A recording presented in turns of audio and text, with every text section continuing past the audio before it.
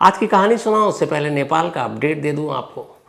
Gen Z में कई ऐसे सारे लीडरशिप हैं जो अचानक पिछले 3-4 दिनों में सामने आए निकल कर। हालांकि मंडे और ट्यूसडे के बाद अब वहाँ थोड़ा शांति है, वायलेंस हुआ नहीं है, लेकिन मामला अटका हुआ है कि अब नई बागडोर किसके हवाले की जाए।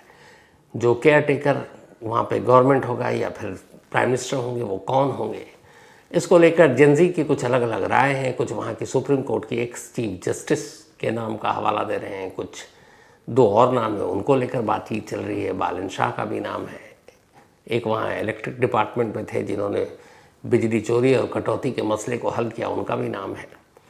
तो अब नाम पर अभी सहमति नहीं बन पा रही है क्योंकि जेनजी में भी कई लीडरशिप सामने अचानक आ गई है और ये लोग अब कोशिश में जुटे हैं कि बातचीत से हल निकले। उम्मीद है कि जल्दी हल निकल आए और नेपाल शांत हो, नई सरकार हो और नई सरकार लोगों की उम्मीदों पर खरी उतरे, यही दुआ है। अब आते हैं आज की कहानी के ऊपर। ये वो कहानी है जो आपके सुनाने जा रहा हूँ मैं। सीसीटीवी कैमरे में पूरी कहानी कैद है, लेकिन तस्वीरें ऐसी हैं कि उसको देखने के लिए कलेजा चाहिए। अब मेरी मजबूरी ये है कि मैं क्राइम जर्नलिस्ट हूँ, मीडिया में हूँ, रिपोर्ट करनी है, शो बनाना है, जैसे आज वारदात भी इस पर है, तो मुझे ये सारी तस्वीर बिना ब्लर के नंगी आंखों के साथ देखना पड़ता है। मेरी मजबूरी है, क्योंकि उसको फिर तभी आप स्टोरी लिख पाते हो। आप यकीन मानिए, सुबह से जितनी बार भी इस तस्वीर को देखा है बेचैन हो उठा हूँ, इसलिए कि ऐसी तस्वीरें, ऐसी चीज़ें एक इंसान दूसरे इंसान के साथ करे, कलेजा कांप जाता है सोच कर भी। लेकिन अफसोस ये हुआ है, आंखों के सामने है। वो तस्वीरें अभी भी मेरे जहन में, मेरे आंखों के सामने कौंध रही हैं। कहानी अमेरिका की है, अमेरिका के एक मोटेल की। एक होटल होता है, एक मोटेल। मोटेल भी है मोटेल, तो इन दोनों में फ़र्क ये है, जो लोग नहीं जानते उनको बता दूं कि होटल तो हम सब जानते हैं क्या होता है, लेकिन अमेरिका में जो मोटेल होता है वो एक तरह का सराय खाना कहें आप, कि वहाँ आम तौर पर वही लोग ठहरते हैं जिन्हें एक रात गुजारना हो, कहीं सफ़र में हो, रास्ते में कोई मोटल पड़ा, वहाँ रुक गए, रात को आराम किया, सो गए और निकल गए। जनरली वहाँ रूम में आपको एक अवन या फिर कॉफ़ी मशीन ये सब दे दी जाती है और बाकी आप अपना रुकिए और फिर निकल लीजिए, आगे बढ़िए। और होटल में आपको खाना पीना सब कुछ मिलता है। तो मोटेल एक तरह से, अपनी भाषा में बात करूँ तो एक सराय टाइप की चीज़ होती है और बहुत कॉमन है यूएस में। तो ऐसे ही एक टेक्सास जो अमेरिकी स्टेट है, उसका एक शहर है डलास। इसी डलास में एक मोटेल था। इस मोटेल का नाम था डाउनटाउन स्वीट्स। इस डाउनटाउन स्वीट्स में एक इंडियन नागरिक जिनका नाम चंद्रमौली नागमलैया पिछले कई सालों से इस मोटेल के मैनेजर थे। उनकी पत्नी और उनका बेटा ये भी अमेरिका में थे। कर्नाटक के रहने वाले चंद्रमौली अपने बीवी और बेटे के साथ अमेरिका में थे और वहीं अब उन्होंने अपनी ज़िंदगी बसा ली थी। और इसी डाउनटाउन स्वीट्स में वो बतौर मैनेजर इस मोटेल के काम कर रहे थे। कई साल हो चुके थे। 10 सितंबर यानी परसों की बात है, वेडनेसडे की, बुधवार की सुबह के करीब 8:26 हुए थे। चंद्रमौली का रूटीन था ये कि वो जब सुबह उठते और इसी मोटेल में स्टाफ के ठहरने की भी जगह दे दी जाती है, तो उसी मोटेल में उनकी फैमिली भी रहती थी, पत्नी और बेटा। तो वो सुबह उठने के बाद सारे रूम को चेक किया करते थे कि रूम में कहीं कोई कमी तो नहीं है। तो ऐसे ही एक रूम का जब वो मुआयना कर रहे थे तो उन्होंने पाया कि वहाँ की वॉशिंग मशीन ख़राब है। अब जब वो मुआयना कर रहे थे तब उनके साथ 2 और स्टाफ थे उसी मोटेल के। एक लेडी स्टाफ थी और एक जेंट्स था। जो जेंट्स था वो क्यूबा का रहने वाला था और उसका नाम था मार्टिनेज।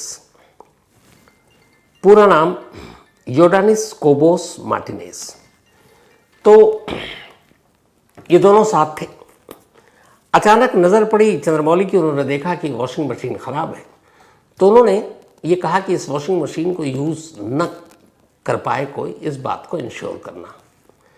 अब साथ में फीमेल स्टाफ भी थी। उन्होंने फीमेल स्टाफ से कहा कि इस वॉशिंग मशीन को कोई यूज़ ना करे क्योंकि ख़राब, इस बात को इंश्योर करना और साथ में मार्टिनेज को भी बता देना ट्रांसलेट करके, क्योंकि उसकी इंग्लिश थोड़ी कमज़ोर थी। मार्टिनेज ने ये सुना और उसे बुरा लगा। उसे लगा कि ये डायरेक्ट उससे क्यों नहीं कहा, वो फीमेल स्टाफ के ज़रिए ये बात मुझ तक क्यों पहुंचा रहा है। बस इसी बात पे गुस्सा आया, उसने कुछ कहा और फिर अचानक झगड़ा करने लगा। शुरुआत बातचीत से हुई, इसके बाद उसने हाथ पैर चलाना शुरू कर दिया और वो बेहद गुस्से में था मार्टिनेज। थोड़ी देर के बाद उसके गुस्से और उसको देखते हुए चंद्रमौली डर गए। 50 साल के चंद्रमौली 37 साल का मार्टिनेज। अब वो अपनी जान बचाकर रूम से भागने लगे। वो दरवाजे को रोक कर खड़ा हो गया। वो खिड़की से नीचे कूदकर भागने की कोशिश की। किसी तरह से अपनी जान बचाकर वो कमरे से बाहर निकले और दौड़ते हुए नीचे आए। नीचे फ्रंट ऑफिस मोटेल का। नीचे आने के बाद अब वो बेतहाशा भाग रहे हैं। इस दौरान में पता नहीं कहाँ से मार्टिनेज ने एक तेज धार हथियार अपने हाथ में ले लिया। ऊपर कमरे में काफ़ी लात घूसा मारा। चंद्रमौली जख्मी भी थे। अब नीचे आकर वो भाग रहे हैं। नीचे कई सारी करीब 6 गाड़ियाँ पार्क हैं। फ्रंट स्टाफ है जो ऑफिस, और इत्तेफाक से उस वक्त उनकी बीवी और बेटे वहीं फ्रंट ऑफिस के पास थे। सुबह का वक्त था, करीब 8:30-8:26।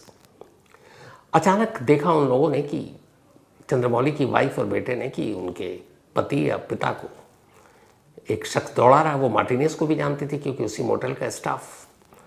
अब मार्टिनेज दौड़ता हुआ पीछे आ रहा और चंद्रमौली चीख रहे हैं। उसके बाद दौड़ते दौड़ते वो कॉरिडोर है फ्रंट ऑफिस के पास, वहाँ आकर शायद गिर जाते हैं या गिर गए। इतने में मार्टिनेज भी पहुँच गया। अब वो उसी तेजधार हथियार से अचानक चंद्रमौली पर हमला करने लगा। ये देखकर चंद्रमौली की वाइफ और बेटे आगे बढ़ते हैं, गिड़गिड़ाते हैं, मार्टिनेज से रोकने की कोशिश करते हैं। लेकिन जब तक वो रोक पाती तब तक एक अजीब मंजर हुआ। पहले तो उस तेज धार हथियार से कई वार किए चंद्रमौली के जिस्म पर। इसके बाद अचानक बाल पकड़ा और उसका सर धड़ से अलग कर दिया। ये देखते ही चंद्रमौली की वाइफ और बेटे दोनों वहाँ से पीछे हट गए। उनके कदम डर और दहशत की वजह से, किसी की भी हालत ऐसी हो जाए। इसके बाद अब वो सर वहीं पे गिरा हुआ है।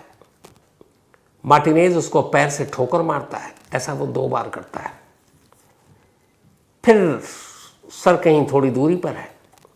उसके बाद वो आगे बढ़ता है, बाल पकड़कर सर को उठाता है। अब उसी मोटेल के कंपाउंड में वो हाथ में लेकर वो सर चल रहा है। चलते चलते वो एक दीवार की तरफ जाता है। दीवार के पास एक डस्टबिन है। उस डस्टबिन में वो सर को डाल देता है।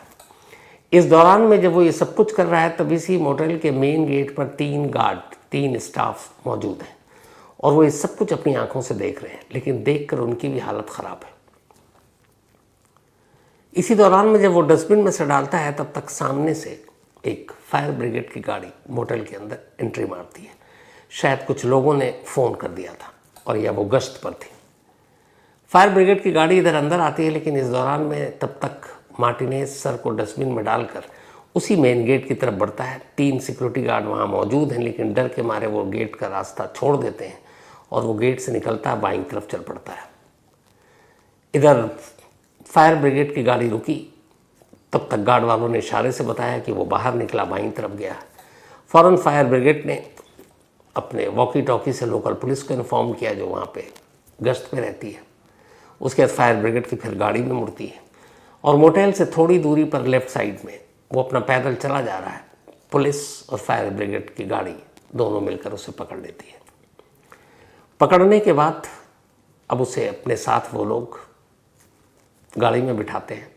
उससे पूछताछ होती है। वो अपना जुर्म कबूल कर लेता है। इसके बाद उसे डलास काउंटी जेल ले जाया जाता है और उस जेल में फिर उसे कैदी की वर्दी पहनाई जाती है। उसका अरेस्ट मेमो तैयार होता है, उसके बयान दर्ज होते हैं।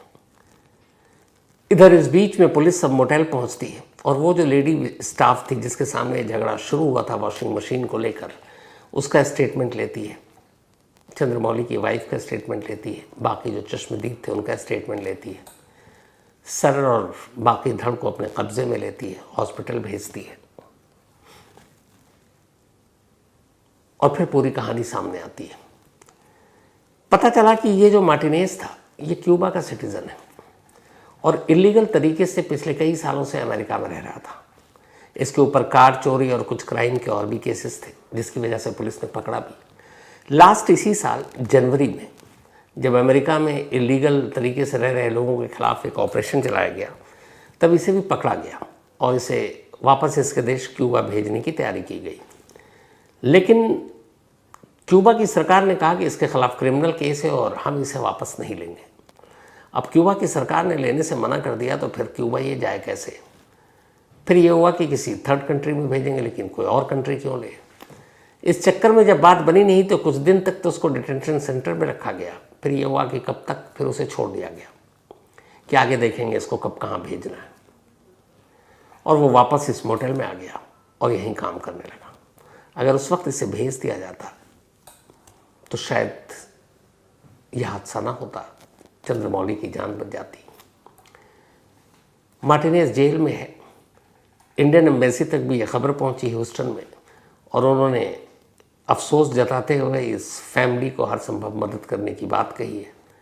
हालांकि डलास पुलिस ऑलरेडी कातिल को पकड़ चुकी है और उनका कहना है कि उसके ऊपर जो फर्स्ट डिग्री मर्डर के चार्ज लगाए गए और ये प्रूफ हो गया तो फिर शायद पूरी ज़िंदगी अब उसे जेल में ही काटना पड़ेगा। लेकिन यकीन मानिए, जो सारी चीज़ें मोटेल के सीसीटीवी कैमरे में जो कैद हुई, वो आदमी देख ले तो परेशान हो जाए। मतलब कैसा गुस्सा, कैसी चीज़। और अमेरिका में इस तरह की चीज़ें इधर कुछ ज़्यादा ही हो रही हैं। अभी ये 10 सितंबर की जो आपको कहानी सुना रहा हूँ, इसी 10 सितंबर को अमेरिका में एक और चीज़ हुई थी। अमेरिका में एक ऊटा वैली यूनिवर्सिटी है। यहाँ पे अमेरिकी प्रेसिडेंट डोनाल्ड ट्रंप के करीबी और उनके एक साथी, उनके एक दोस्त, उनको गोली मारी गई और ये हर जगह खबर है मीडिया में। और उसकी वजह ये है कि जो मिस्टर चार्ली किर्क, ये ऊटा वैली यूनिवर्सिटी में 10 सितंबर को एक लेक्चर दे रहे थे। करीब 3000 स्टूडेंट वहाँ मौजूद थे। वहाँ लेक्चर दे रहे थे। लेक्चर देने के बाद सवाल जवाब का दौर शुरू हुआ। एक स्टूडेंट ने सवाल पूछा कि अमेरिका में गन कल्चर, स्कूल कॉलेजों में शूट आउट और बढ़ती वायलेंस या हिंसा क्यों है, इसे कैसे कंट्रोल किया जाएगा। सवाल देखिए कि क्या पूछा जा रहा है कि अमेरिका में गन कल्चर और वायलेंस, जो खून खराबा हो रहा है, इसे कैसे रोकें। जैसे ही चार्ली किर्क ने इसका जवाब देना शुरू किया, अचानक उसी हॉल में जहाँ पर वो बोल रहे थे, ऊपर छत की तरफ से खामोशी के साथ गोली आई और चार्ली किर्क के सीने में लगी। वो वहीं गिर पड़े। कातिल ऊपर से ही भाग निकला। हालांकि सीसीटीवी कैमरे में वो कैद हो गया है। अमेरिकन पुलिस लोगों से मदद मांग रही है कि जो भी इसे जानता हो बताए। खुद डोनाल्ड ट्रंप इस कत्ल से सदमे में है, क्योंकि उनके बेहद करीबी रहे हैं चार्ली के, उनके इलेक्शन में कैंपेन भी किया था। लेकिन 2 दिन हो चुके हैं, अभी तक कातिल पकड़ा नहीं गया। पुलिस मदद मांग रही है। कुछ वक्त पहले आपको बताया था कि अमेरिका में ही एक अपने इंडियन ओरिजिन सिख नौजवान एक सड़क पर तलवार लहरा रहा था। हालांकि कहते हैं कि वो किसी को नुकसान पहुंचाने के लिए नहीं लहरा रहा था, लेकिन किसी अमेरिकन ने ही फ़ोन कर दिया। पुलिस आई। पुलिस चाहती तो उसे पकड़ सकती थी, क्योंकि हाथ में तलवार था, कोई बंदूक तो था नहीं कि वो गोली मार दे दूर से। लेकिन लॉस एंजलिस पुलिस ने पकड़ने की बजाय सीधे गोली मार दी। इसको लेके ही बहुत हंगामा हुआ और उस सिख नौजवान की मौत हो गई। इससे पहले कई जगह पे इसी तरीके से शूट आउट। अभी कुछ वक्त पहले अमेरिकी प्रेसिडेंट डोनाल्ड ट्रंप ने वॉशिंगटन में, जो अमेरिका की राजधानी है, वहाँ बाकायदा एक प्रेस कॉन्फ्रेंस की थी। अमेरिका में लॉ एंड ऑर्डर और ख़ासतौर पर वॉशिंगटन में कानून व्यवस्था की हालत कितनी ख़राब है, इसको बताने के लिए उन्होंने ये भी कहा था कि अभी कुछ वक्त के बाद यहाँ एक समिट है, कुछ वर्ल्ड लीडर से मिलना है और मैं इस वक्त वॉशिंगटन की कानून व्यवस्था पर बात कर रहा हूँ। तो ये भी एक चेहरा है अमेरिका का। और ये सारी चीज़ें गन कल्चर की वजह से भी हैं। अमेरिका में गन कल्चर को लेकर जो कानून है और जिस तरीके से छोटे छोटे बच्चों के हाथों में भी आसानी से वहाँ हथियार आ जाता है, उसको लेकर एक लंबे वक्त से बहस चल रही है कि क्या वहाँ के लाइसेंस, कहते हैं कि अमेरिका में आप जितनी आसानी से सब्जी खरीद सकते हैं उतनी आसानी से हथियार खरीद सकते हैं। तो इसमें बदलाव होना चाहिए कानून को लेकर। इस पर बहुत बहस है, दोनों तरफ के लोग हैं कि हथियार ना हो तो लोग सेल्फ डिफेंस कैसे करेंगे। लेकिन है तो फिर स्कूल कॉलेज में आप हमेशा सुनते होंगे कि शूट आउट, बच्चे ही गोली चलाना शुरू कर देते हैं बच्चों पर। तो इस गन कल्चर से अमेरिका इस वक्त सबसे ज़्यादा प्रभावित है। और अब इस तरीके के जो क्राइम हो रहे हैं, मतलब ये डलास के इंसिडेंट तो अपने आप में दहला देती है। पता नहीं क्या होगा, लेकिन हाल के वक्त में कुछ ऐसी चीज़ें सामने आई हैं जो ये बताती हैं कि आप सुपर पावर बेशक हो, लेकिन लॉ एंड ऑर्डर, कानून व्यवस्था पूरी तरह से शायद कंट्रोल में नहीं है। अब कंट्रोल में कैसे होगा, तो खुद जब अमेरिका की राजधानी को ही लेकर प्रेसिडेंट परेशान है तो बाकी स्टेट्स के बारे में क्या कहूँ। तो खैर, इस अफसोसनाक कहानी में इतना ही। और संडे इंडिया पाकिस्तान मैच है एशिया कप में, उसको लेके बहुत सारी बहस भी हो रही है कि लोग कुछ कह रहे हैं बैकआउट करो, कुछ कह रहे हैं नहीं कहो। कई लोगों ने मुझसे पूछा, आज विकी पाजी और निखिल नाज, इनका एक विक निक शो है, उसमें भी बैठा था, तो सीधे सवाल किया गया। अब क्रिकेट तो आपको पता है मेरा पैशन है, तो मेरा ये मानना है कि अगर इंडिया पाकिस्तान के साथ रिश्ते ख़त्म करने हैं तो फिर हर मोर्चा पर ख़त्म होना चाहिए। बात सिर्फ क्रिकेट तक नहीं होनी चाहिए, फिर तो बिज़नेस से लेके, रूट से लेके, बाकी मीटिंग से लेकर। अभी लास्ट वीक हमारे फॉरेन मिनिस्टर और पाकिस्तान के फॉरेन मिनिस्टर एक ही छत के नीचे थे, तो वो भी नहीं होना चाहिए। सिर्फ क्रिकेट ही क्यों, और क्रिकेट पे ही गाज क्यों। बल्कि मेरी सोच तो दूसरी ये है कि क्रिकेट के मैदान में पाकिस्तान को जो हरा के खुशी मिलती है ना, वो वैसे नहीं मिलती। तो इसीलिए इस पर बहस चल रही है। लेकिन ठीक है, राजनीति, पॉलिटिक्स सब अपनी जगह। संडे का मैच, और मैं चाहता हूँ शान से हम जीतें ताकि हमें एक सुकून मिले कि फिर पाकिस्तान को पीटा। इससे ज़्यादा फिर सुकून मिलता नहीं है। तो मुझसे मेरी राय पूछे तो मैं कहता हूँ कि नहीं, अगर बैन करना है तो फिर सारी चीज़ें, ये नहीं कि गिनती की चीज़ें, और नहीं तो फिर कोई मतलब नहीं है क्रिकेट के ऊपर उंगली उठाने का। खैर, कहानी मैं जितना ही लेकिन ख़त्म करूं उससे पहले वही अपना सिलसिला। आज प्रियांशी कुमारी, इनका बर्थडे है, तो हैप्पी बर्थडे प्रियांशी। और ये भेजा है विकेश कुमार और रिंका कुमारी जी ने, साथ ही पप्पू कुमार ने। सोहन सिंह जी, इनका भी आज बर्थडे है, तो हैप्पी बर्थडे सोहन जी। और ये भेजा है नीति सिंह एंड रविंदर सिंह जी ने, तो नीति एंड रविंदर के फादर हैं सोहन सिंह जी। जैनब अजीज़, इनका भी आज बर्थडे है, तो हैप्पी बर्थडे जैनब। और ये बाजिगा फरहीन एंड अब्दुल अजीज़, इन दोनों की बेटियां हैं जैनब। अमन, इनका भी जन्मदिन है आज, तो हैप्पी बर्थडे है अमन। और ये भेजा प्रेम सिंह ने है। मोहम्मद अनस अंसारी, इनका भी बर्थडे है, हैप्पी बर्थडे अनस। और ये भेजा है आफीफ़ा नूर ने, आफीफ़ा के भाई हैं अनस। साथ ही गुरचरण सिंह, इनका भी आज जन्मदिन है, हैप्पी बर्थडे गुरचरण भाई। और ये भेजा है प्रसन्नजीत कौर ने। तो इसके साथ ही कहानी में आज इतना ही। अब आपसे मुलाकात होगी कल रात 9 बजे किसी नई कहानी के साथ। तब तक अपना और अपनों का ख्याल रखिएगा। Thank you.